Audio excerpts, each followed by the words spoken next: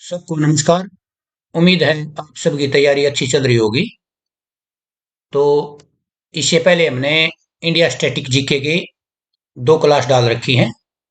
ठीक है, अपने टेलीग्राम चैनल है एच एस एस गुरुकुल, और उस पर इसके पीडीएफ है, और यूट्यूब चैनल पे इसकी क्लास पड़ी है। ठीक है, तो आज ये तीसरी क्लास है। इसमें 50 एमसीक्यू होंगे। कुछ की मैं थोड़ी डिटेल में बता दूंगा, बाकी आप प्रैक्टिस कर लो। देखो, एक सीधी बात है, हम एक जगह जीके है, जीके का कोई अंत नहीं होता। और जीके याद करने के लिए हमें ज्यादा से ज्यादा सोर्स इकट्ठे करने पड़ेंगे, और कई जगह से पढ़ना पड़ेगा। ठीक है, बार बार प्रैक्टिस करनी पड़ेगी, प्रैक्टिस सेट लगाने पड़ेंगे, बुक्स ही करनी पड़ेगी, टेस्ट सीरीज लेनी पड़ेगी। ठीक है, तब जाके जीके थोड़ी मजबूत होगी। और हरियाणा में जो सीईटी 2025 होगा, मेन एग्जाम, ठीक है, 2025 मेन, इसमें कम से कम 30 प्लस एमसीक्यू होगा, जीके का पोर्शन होगा उसमें। ठीक है, साथ में दिल्ली पुलिस आ रही है। दिल्ली पुलिस 50% है। ठीक है, दिल्ली पुलिस में तो ये अपनी सीरीज चल रही है, अभी कंटिन्यू हो जाएगी। और थोड़ा हम प्रश्न का और क्वांटिटी बढ़ा देंगे अपने टेलीग्राम ग्रुप के अंदर। तो आज अपनी क्लास शुरू करते हैं, ज्यादा टाइम ना लेते हुए। तो पहला प्रश्न है, सौर ऊर्जा से रासायनिक ऊर्जा में रूपांतरण का उदाहरण क्या है? ठीक है, तो इसका आंसर है प्रकाश संश्लेषण, ए। ठीक है, सौर ऊर्जा से प्रकाश संश्लेषण क्या है? सौर ऊर्जा से रासायनिक ऊर्जा में रूपांतरण करता है। सौर ऊर्जा का रासायनिक ऊर्जा में रूपांतरण। ठीक है, और फोटोसेल क्या है? फोटोसेल यह है प्रकाश को विद्युत ऊर्जा में। ठीक है, किसको? प्रकाश को विद्युत ऊर्जा में। ठीक है, विद्युत ऊर्जा में। ठीक है, ये प्रकाश को विद्युत ऊर्जा में बदलता है, और ये सौर ऊर्जा को रासायनिक ऊर्जा में। ठीक है, प्रश्न नंबर एक हो गया। दूसरा नंबर, भारत में नैनो मिशन की शुरुआत कब हुई थी? ठीक है, भारत में नैनो मिशन की शुरुआत हुई थी 2007 में। ठीक है, और नैनो मिशन क्या है? ये नैनो विज्ञान और नैनो प्रौद्योगिकी। ठीक है, नैनो विज्ञान और नैनो प्रौद्योगिकी को भारत में अग्रणी करना, यानी कि इसको बढ़ावा देने के लिए। ठीक है, नैनो मिशन चलाया था 2007 के अंदर। प्रश्न नंबर तीन, समुद्र या महासागर में डूबी हुई वस्तुओं की स्थिति जानने के लिए निम्न में से किस यंत्र का प्रयोग किया जाता है? ठीक है, तो इसका आंसर है 3C, सोनार। ठीक है, जो समुद्र या महासागर में जो डूबी हुई वस्तुएं होती है ना, गहरी खाइयों में, उसकी स्थिति पता करने के लिए हम सोनार का पता करते हैं। ठीक है, और ऑडियोमीटर क्या होता है? ये किसी वस्तु की क्षण क्षमता को, यानी कि सुनने की क्षमता को, ठीक है, सुनने की क्षमता को मापता है। ठीक है, सुनने की क्षमता को मापता है। और गैल्वेनोमीटर, इसको हम धारामापी भी बोलते हैं इसको। ठीक है, क्या बोलते हैं? धारामापी। ठीक है, ये क्या है? परिपथ में धन की उपस्थिति। ठीक है, परिपथ में धारा की उपस्थिति, ठीक है, का पता लगाने के लिए गैल्वेनोमीटर का उपयोग किया जाता है। ऑडियोमीटर का सुनने की क्षमता, और सोनार का समुद्र में जो गहराई में चीजें पड़ी रहती है ना, उनका पता लगाने के लिए। ठीक है, प्रश्न नंबर तीन, चार, जब प्रकाश के प्राथमिक रंगों लाल, हरा और नीला, ठीक है, यह है कि भाई प्रकाश में जो प्राथमिक रंग कौन से होते हैं? वो होते हैं लाल, हरा और नीला। इनको समान अनुपात में मिलाया जाता है, तीनों को बराबर मात्रा में इनको मिला देते हैं। तो इसका परिणाम क्या होता है? तो इसका परिणाम होता है सफेद रंग। ठीक है, क्या होता है? प्राथमिक रंग कौन से होते हैं? लाल, हरा, नीला, और इन तीनों को हम मिलाते हैं समान मात्रा में, तो इससे सफेद रंग बनता है। ठीक है, चलते ही अगले प्रश्न में। प्रकृति में कौन से बल का अस्तित्व प्रत्येक स्थान पर पाया जाता है? ठीक है, क्योंकि हर जगह पर कहा मिलता है? गुरुत्वाकर्षण बल मिलता है। 6 नंबर प्रश्न, किस वर्ग के पौधों में पानी और अन्य पदार्थों के संवहन के लिए संवहन उत्तक या जाइलम और फ्लोएम पाए जाते हैं? ठीक है, तो इसका आंसर है टेरिडोफाइट। ठीक है, किसमें पाए जाते हैं? टेरिडोफाइट। और थैलोफाइट क्या होते हैं? वो पौधे होते हैं जिसमें जड़, तना और पत्तियां नहीं होती। थैलोफाइट क्या होते हैं? जिसमें जड़, तना और पत्तियां नहीं होती। ठीक है, जैसे लाइकेन होता है, लाइकेन। ठीक है, शैवाल। ठीक है, कवक, ये सब थैलोफाइट में आते हैं। और बरायोफाइट, ये होते हैं पौधे जिसमें वास्तविक संवहन उत्तक नहीं होते, यानी सीधी बात है जिसमें उत्तक नहीं होते, वो ब्रायोफाइट होते हैं। ठीक है, अगले प्रश्न पर चलते हैं। कौन सी स्तनपायी जंतु है, कौन सा, जो शिशुओं को जन्म न देकर अंडे देता है?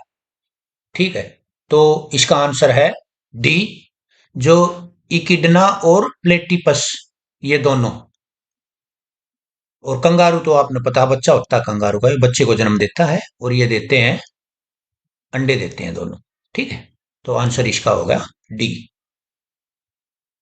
लाइसोसोम आत्महत्या का थैला है, क्योंकि उसमें है क्या? उसमें जल अपघटक एंजाइम्स है। ठीक है, आंसर डी।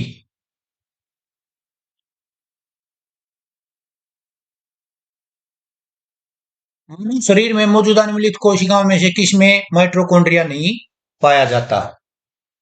तो ये आरबीसी में माइटोकॉन्ड्रिया नहीं पाया जाता। आंसर है इसका ए। यूजेनिक्स किसके अध्ययन से संबंधित है? तो इसका आंसर है डी, अनुवांशिक घटकों में फेरबदल के कारण मनुष्य में हुए परिवर्तन। ठीक है, आंसर इसका डी है। ये प्रश्न बढ़िया है, आ रखा है ये पहले भी, इंपोर्टेंट प्रश्न है, इसको देख लेना। डाउन सिंड्रोम से ग्रसित व्यक्तियों में निम्न में से कौन सा रोग सर्वाधिक होता है? तो अल्जाइमर होता है। ठीक है, कौन सा होता है? सी, अल्जाइमर। कार्बोहाइड्रेट्स, प्रोटीन और वसा का पूर्ण पाचन कहां पर होता है?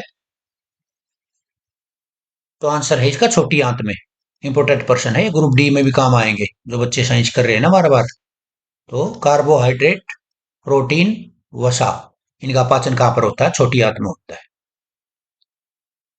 अब विकसित अर्थव्यवस्था की सामान्य विशेषताएं होती हैं।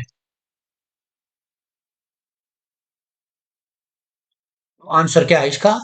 डी, सभी होती है। प्रति व्यक्ति निम्न आय, पूंजी निर्माण निम्न दर, और जनसंख्या दबाव। अल्प विकसित अर्थव्यवस्था की सामान्य विशेषताएं क्या होती हैं? ये तीनों होती हैं। आंसर हो गया इसका डी। ठीक है, निम्नलिखित में से कौन से कारक उत्पादन के कारक नहीं माने जाते? ठीक है, ये क्या आ रहे हैं, जो इकोनॉमिक्स है ना, जो एक्स्ट्रा सब्जेक्ट है, उसके प्रश्न आ रहे हैं। तीन प्रश्न आ रही है शायद लगातार। तो इसमें भूमि भी है, पूंजी भी है, और श्रम भी है। तो इसमें लाभ नहीं है। ठीक है, कौन सा कारक नहीं है? लाभ है। तो उत्पादन के कितने कारक होते हैं? टोटल 4 कारक होते हैं। ठीक है, चौथा कारक कौन सा है? चौथा कारक है उद्यमिता। ठीक है, तो प्रश्न ये आता है कि भाई उत्पादन के कौन से कारक हैं? तो भूमि, पूंजी, श्रम और उद्यमिता, और टोटल होते हैं 4। ठीक है, इसमें लाभ आता है ये, इसमें वो पजल करने के लिए ये है नहीं। ठीक है, आगे चलते हैं। निम्नलिखित में से किस समिति का संबंध गरीबी मापन से नहीं है? नहीं है। ठीक है, आंसर है इसका पीजे नायक। और बाकी ये सुरेश तेंदुलकर समिति आती है बार बार, गरीबी मापन से है। और एस हसीम समिति, ये भी गरीबी मापन है, पीजे नायक नहीं है। ठीक है, conspiracy to kill Rajiv Gandhi. ठीक है, ये बुक है, ये किसने लिखी है? ये के रंगोथमन। किसने लिखी है? के रंगोथमन। बुक तो अलग से क्लास ले देंगे, एक बढ़िया बढ़िया जो इंपोर्टेंट है वो आती है, इसकी बना देंगे। ठीक है, और ये संजय बारू की एक पीछे ही बुक आई थी बहुत बढ़िया, एक्सीडेंटल प्राइम मिनिस्टर। एक्सीडेंटल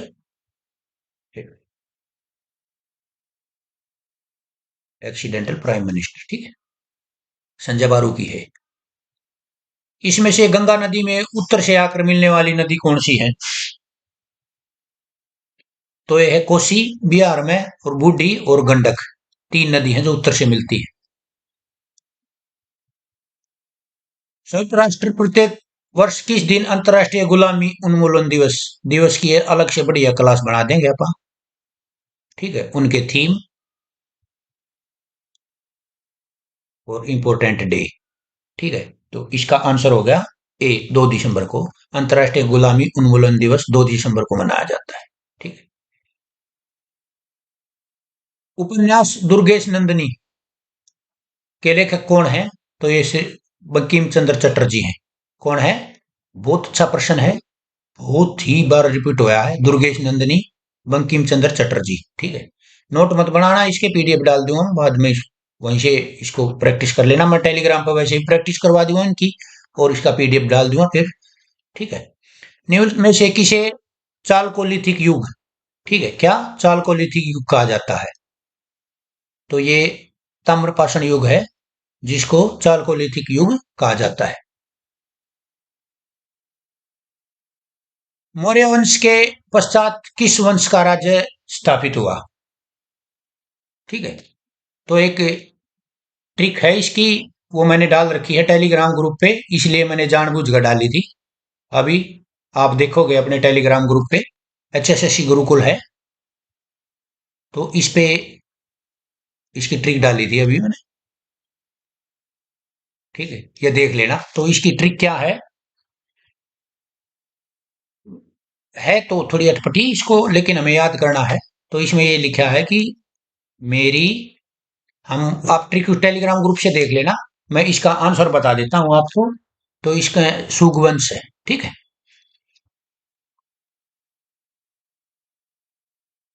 निम्नलिखित में से किस सुल्तान ने निजामुद्दीन औलिया ने भेंट करने से, किस सुल्तान से, जो निजामुद्दीन औलिया थे सूफी संत, इसने भेंट करने से इनकार कर दिया था? तो अलाउद्दीन खिलजी से। ठीक है, जो निजामुद्दीन औलिया है इसने खिलजी को मिलने से मना कर दिया था। ठीक है, आंसर बी है इसका। जयप्रकाश नारायण निम्नलिखित में से किस आंदोलन से संबंधित थे? ठीक है, देखो चंपारण कब हुआ था? 1917 में। कब हुआ था? 17 में। नील की खेती बिहार में है चंपारण। असहयोग आंदोलन 1920 में। व्यक्तिगत सत्याग्रह 1940 में। ठीक है, ये द्वितीय विश्व युद्ध में भाग लिया जो अंग्रेज जबरदस्ती कर रहे थे उसके विरुद्ध में था। भारत छोड़ो आंदोलन 1942 में था। ठीक है, तो इसका आंसर क्या होगा? डी आंसर होगा इसका। इसकी, मैं, ये देखो, ये मैंने टेलीग्राम ग्रुप पे भी डाल रखा है। ये बहुत अच्छा वो है, इमेज है, इसमें एक पर्सन अपने पेपर में आ ही जाता है।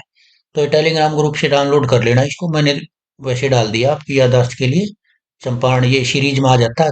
इसमें ये भी आ जाता है कि पहले और बाद में इनकी डेट, इनका नाम डाल देते हैं, पहले से बाद। ठीक है, तो जब थोड़ा टफ बनाना हो पेपर एग्जामिनर ने, तो दे देगा, इनमें से 4 डेट निकाल देगा, तो उनको हम सीरीज में लगा देंगे, सिक्वेंस में। ठीक है। अशोक के शासनकाल में बौद्ध सभा किस नगर में आयोजित की गई? ठीक है, तो ये पाटलिपुत्र में की गई थी। इसका भी मैंने पीडीएफ डाल रखा है। कब कौन सी बौद्ध संगति हुई थी, बहुत अच्छा वो है ये टॉपिक है, इसमें से एक क्वेश्चन बन जाता है। ठीक है, तो अशोक ये पाटलिपुत्र में हुई थी, और तीसरी थी ये 250 ईस्वी पूर्व थी। और इसमें अध्यक्ष कौन था? मोगली पुत्र तिस। ठीक है, यहां तक कर लेना आप, यहां तक। इसको बेशक मत करना, इसका कोई मतलब नहीं है। ये आ जाता है कौन सी बौद्ध संगति में महायान और हीनयान में विभाजन हुआ था? तो चौथी में हुआ था। ठीक है, और ये कोई खास नहीं है उपरला, ये कर लेना एक बस। और ये कर लेना शासक कौन था, अध्यक्ष कौन था। इसकी ट्रिक है वो हसीन, वो रवे पाक मैंने बनाई थी वो पहले, जो अपना पुराना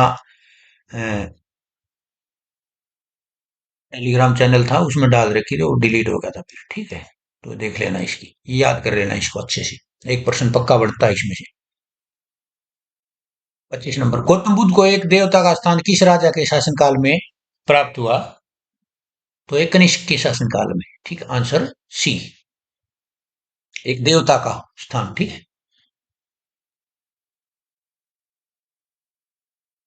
निम्नलिखित में से किसने सिविल सेवा परीक्षाओं में जो अधिकतम आयु 21 साल थी ना, वो 21 से घटाकर कितनी कर दी?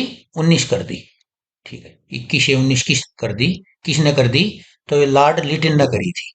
ठीक है। कब करी थी? 1877 में। ये क्या था उस टाइम पे? वायस राय था। क्या था? वायस राय। कौन? Lord little. ठीक है। 27% पे चलते तो आंसर ए है इसका। सभी राज्यों के लिए उच्च न्यायालय की व्यवस्था होगी संविधान के किस अनुच्छेद में है? ठीक, बहुत ही बढ़िया प्रश्न है। बहुत ही बढ़िया। पहले भी रिपीट होया है। तो आर्टिकल 214 है। ठीक है। और आर्टिकल 223, किसी राज्य में किसी राज्य के उच्च न्यायालय में कार्यवाहक न्यायाधीश। ठीक है। क्या है? कार्यवाहक न्यायाधीश। 223 और 213, ये राज्यपाल द्वारा अध्यादेश। राज्य में क्या है? अध्यादेश। ठीक है। और 214 तो ये होएगा। 226, ये उच्च न्यायालय में रिट के लिए है ये। ठीक है। 226 रिट जारी करने के, जब मौलिक अधिकारों का हनन होता है ना, तो जो रिट जारी होती है 5 प्रकार की, तो ये 226 रिट से संबंधित है। स्टेट में, राज्य में। ठीक है। ये करवा देंगे यहाँ पर आर्टिकल।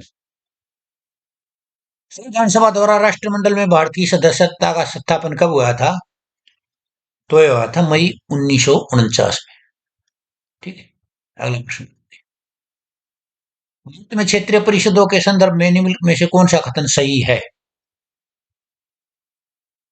तो इसके दोनों कथन सही है, ए और बी। आंसर हो गया इसका सी। परिषदें भारतीय संघ व्यवस्था के उपसंघीय सूत्र के रूप में कार्य करती हैं। ठीक है। परिषदें भारतीय संघ व्यवस्था में राज्य के मध्य सहयोग और एकीकरण का मार्ग प्रशस्त करती हैं। सहयोग और एकीकरण। ठीक है। राज्य पुनर्गठन आयोग के अध्यक्ष निम्नलिखित में से कौन थे? तो ये फजल अली थे। पुराना प्रश्न है और यो 22 दिसंबर 1953 में लागू हुआ था आयोग। ठीक है। 22 दिसंबर 1953 में फजल अली। ठीक है। इनमें से कौन सा कथन गलत है? ठीक है। 3 प्रधानमंत्री की मृत्यु उनकी पदावधि के दौरान, यानी कि कार्यकाल के दौरान, ऑफिस कार्यकाल के दौरान हुई। तो कौन कौन थे? एक तो थे जवाहरलाल नेहरू। ठीक है। और दूसरा था लाल बहादुर शास्त्री। और तीसरा कौन था? इंदिरा गांधी। ठीक है। इंदिरा गांधी, लाल बहादुर शास्त्री, जवाहरलाल नेहरू। प्रश्न हो गया ठीक। मोरारजी देसाई सबसे अधिक उम्र के प्रधानमंत्री बने थे भाई ये। 81 साल की उम्र। ठीक है। 87। कैबिनेट मंत्रियों में सबसे बड़ा कार्यकाल किसका था? जगजीवन राम का था। ठीक है। सही बात है। यो 30 साल तो कैबिनेट मंत्री रहा। ठीक है। 30 साल। और 1936 से 1986 तक संसद का सदस्य रहा। ये इसका विश्व रिकॉर्ड है। ठीक है। जगजीवन राम का। मंत्रिमंडल सचिवालय का प्रशासनिक प्रमुख प्रधानमंत्री होता है। यो प्रश्न गलत सर, यो इसका आंसर है। ठीक है। कौन होता है? ये कैबिनेट सचिव होता है। कैबिनेट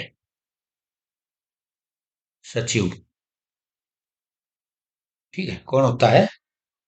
कैबिनेट सचिव होता है। अगले प्रश्न पर चले फिर। वायु में क्षैतिज संचलन से ताप का हस्तांतरण क्या कहलाता है?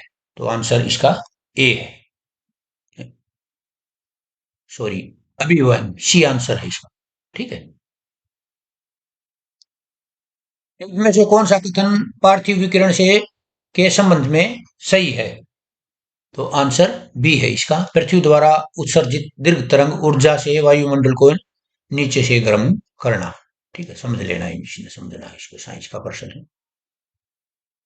अफ्रीका के उष्ण कटिबंधीय घास के मैदानों को क्या कहा जाता है, यानी किस नाम से जाना जाता है? तो ये अफ्रीका के तो सवाना है। और उत्तरी अमेरिका के प्रिय है उत्तरी अमेरिका।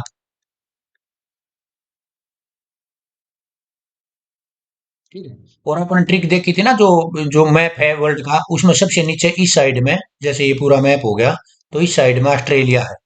तो अपन ने कही थी कि ऑस्ट्रेलिया बिल्कुल डाउन में है। तो डाउन्स कहाँ है? ऑस्ट्रेलिया। ठीक है। और ये देख भी लेना, स्टेपी इसमें ये घास के मैदान है, ये पिक्चर है। ठीक है। स्टेपी ये यूरेशिया में है ये, ठीक है। और अपन कही थी ना ऑस्ट्रेलिया नीचे है, तो ये रहा देख, डाउन्स। तो सबसे नीचे ट्रिक थोड़ी बनानी पड़ेगी। तो ये देख लेना। जो कंबोज ऑस्ट्रेलिया में है, और ये पंपास ये इम्पोर्टेंट है, वेल्ड दक्षिण अफ्रीका में है, सवाना ये भी दक्षिण अफ्रीका में है। ये देख लेना आप, कौन से में कौन सा है, याद कर लेना इसको। ठीक है।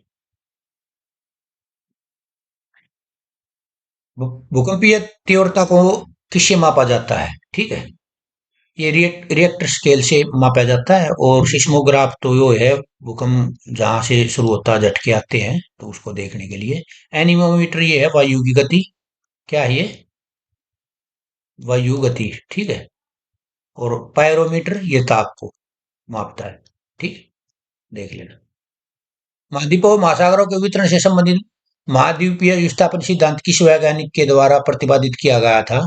तो ये आंसर सी है, अल्फ्रेड वेगनर के द्वारा। पुराना प्रश्न है, बार बार आया है। निम्न में से कौन सा खनिज सामान्यतः अग्न्य और रूपांतरित शैलों में पाए जाते हैं तथा इसका उपयोग विद्युत उपकरण बनाने में किया जाता है? तो आंसर इसका बी है, माइका। ठीक है। क्या है? माइका। प्रवासी पशु चरण पद्धति भारत के किन राज्यों में प्रचलित है? तो राजस्थान में आपने देखी होगी, गाय गोए यहाँ भी आती है, अपने हरियाणा में भी रोड़ा के ऊपर घूमती रहती है।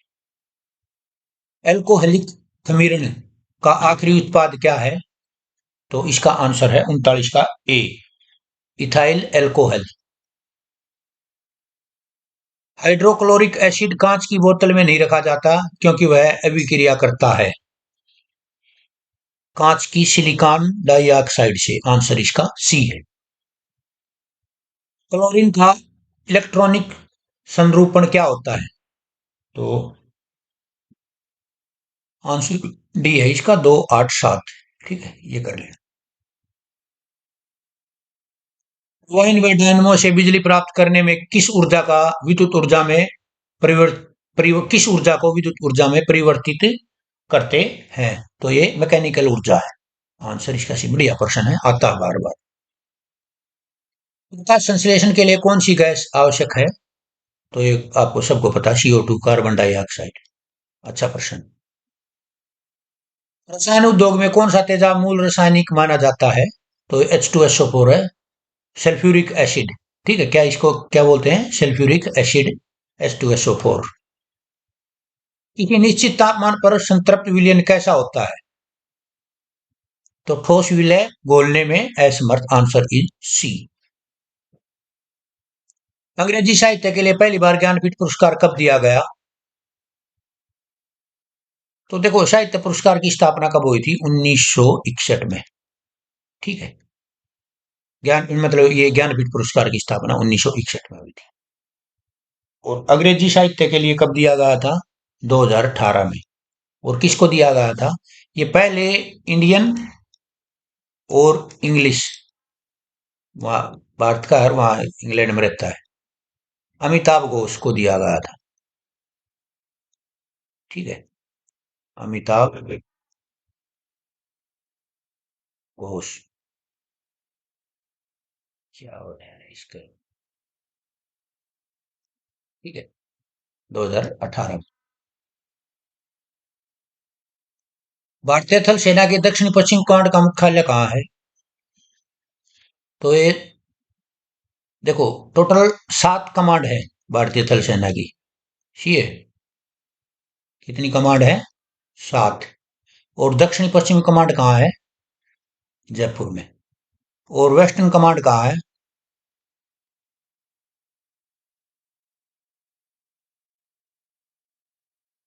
ये चंदी मंदिर। ठीक है। देख लेना आपने। योकोहामा रणनीति निम्नलिखित में से किससे संबंधित है? योकोहामा रणनीति, ठीक है, आता है बार बार। किससे संबंधित है? तो आंसर इसका सी है आपदा प्रबंधन। ठीक है, ये डिजास्टर मैनेजमेंट के जो अपना एक्स्ट्रा सब्जेक्ट है ना, इसके प्रश्न है ये, आपदा प्रबंधन से। बर्फानी तूफान किस प्रकार की आपदा है? ये हुई आपदा प्रबंधन से है। तो ये वायुमंडलीय है। ठीक है, कौन सी है? वायुमंडलीय है। वे कौन सा विशेष प्रकार के भौतिक और तटीय पारिस्थितिकी तंत्र हैं, ये पर्यावरण से है, जिसे यूनेस्को के मानव और जीवमंडल प्रोग्राम के अंतर्गत मान्यता प्राप्त है? तो आंसर इसका ए है, जीवमंडल नियम आरक्षित क्षेत्र। ठीक है, यहाँ अपने 50% पूरे हो गए हैं। ठीक है, इसको देखो अच्छे से। देखने के बाद मैं इसके एमसीक्यू डाल दूंगा टेलीग्राम ग्रुप पे। ठीक, 50 प्रैक्टिस के तौर पे। उसके बाद मैं इसका पीडीएफ डाल दूंगा कल या परसों। ठीक है, तो देखो ये ऐसा समय है, जो बच्चा इसका अच्छे से इस्तेमाल कर गया वो नौकरी ले जाएगा, और जो इस चक्कर में रहेगा कि कब एग्जाम की डेट आएगी मैं शुरू करूंगा, उसके लिए बहुत मुश्किल हो जाएगा फिर सिलेबस कवर करना। अगर पिछले पैटर्न के हिसाब से ही पेपर डाल दिया तो 13-14 सब्जेक्ट हो जाएंगे, परेशानी बहुत हो जाए। इसलिए थोड़ा सीरियस हो जाओ और लग जाओ, अगर नौकरी पकड़नी है तो। अपनी क्लास यहाँ खत्म होती है। अगर आपको ये अच्छा लगता है तो इसको लाइक कर दिया करो, और पढ़ लो, काम आओगा। आप सबने टाइम दिया, बहुत बहुत धन्यवाद।